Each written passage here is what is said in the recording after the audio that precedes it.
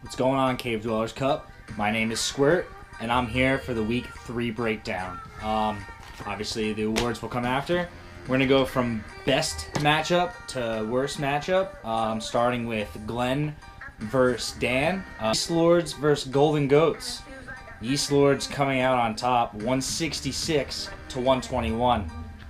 Starting with the East Lords, we have MVP with the Bills D. They showed up this week, obviously. They're deserving of their Dan's MVP. Whenever you get 20 points from your defense, it's pretty awesome. We'll touch on that later. He had 5 players in the 20s, which is amazing.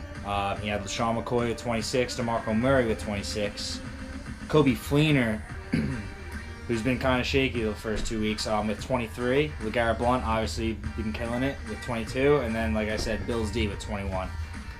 Going on to Glenn's team, MVP, Jimmy Graham. He's been struggling, and he looked good. He looked good. So he was a good play for Glenn.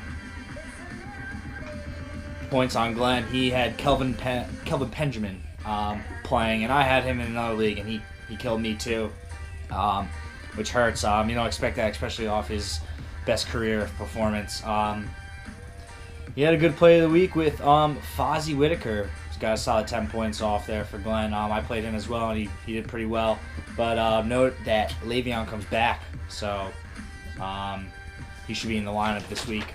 Moving forward to the second matchup, the Battle of Monday Night it was the Gary Bertiers versus Romo wins titles. Gary Bertiers on top, 125 to 113. For the Gary Bertiers, MVP, Devonta Freeman. Obviously won him the game with 31 points. He sat Fitzpatrick. No, he started Fitzpatrick this week, and he got him -3. He sat him last week. Freeman backs him up with a Monday Night Show. And he sat Carson. This was going to be the play of the week. The worst play of the week, just to bust your balls. But there was another worst play of the week. So even with sitting Carson, he still came out with the victory. Moving on to Brady, we have MVP of Doug Baldwin with 30. Yeah, he made a solid one-handed catch. I wrote down for Brady, he had a pretty solid week from the defending champ. What hurt him was the Chiefs' defense went off. Obviously, you don't expect that, but that hurt him this week, resulting in a loss. Team Blitzkrieg versus Team Gilliam. Blitzkrieg coming out on top, 130 to 125. MVP for Drew. We got Marvin Jones with 39. Huge week, and I believe he leads in receiving yards through 3 weeks. So if you want to talk trades, Drew, hit me up. 3 people benched with 20 plus in T.Y. Hilton had 32, Tavon Austin had 21, and Tevin Coleman all had over 20. Tevin Coleman had 29. He still had a dominant week with David Johnson, Marvin Jones, and Ezekiel Elliott. I noted this last week, I'm pretty sure, about Drew's team, but I think he's a great team. You got to watch out for him moving forward. Moving on to Russ, his MVP was Emmanuel Sanders with 32. He had a solid week, but he just played a team that killed it. Nothing you can do. Happens all the time. Sucks, but I know. If Drew plays T.Y. Hilton instead of Marvin Jones, Russ wins by 1 point. It's crazy to think about making that move the play of the week for Drew. Matchup versus Ed. Undefeated Ed.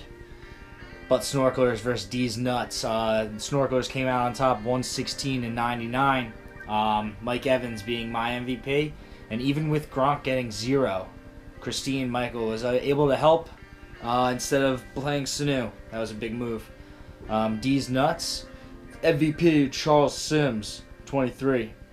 Michael Thompson, Patriots D on the bench, could have won Ed the game. And results in Ed's first loss of the season. Jared versus Dave. We got White Lightning with 140 over Dave. Y'all want to win. Put Booby in at 83. Tough week for Dave, but we all have him. Going to Jared's team, White Lightning, MVP, Jordy.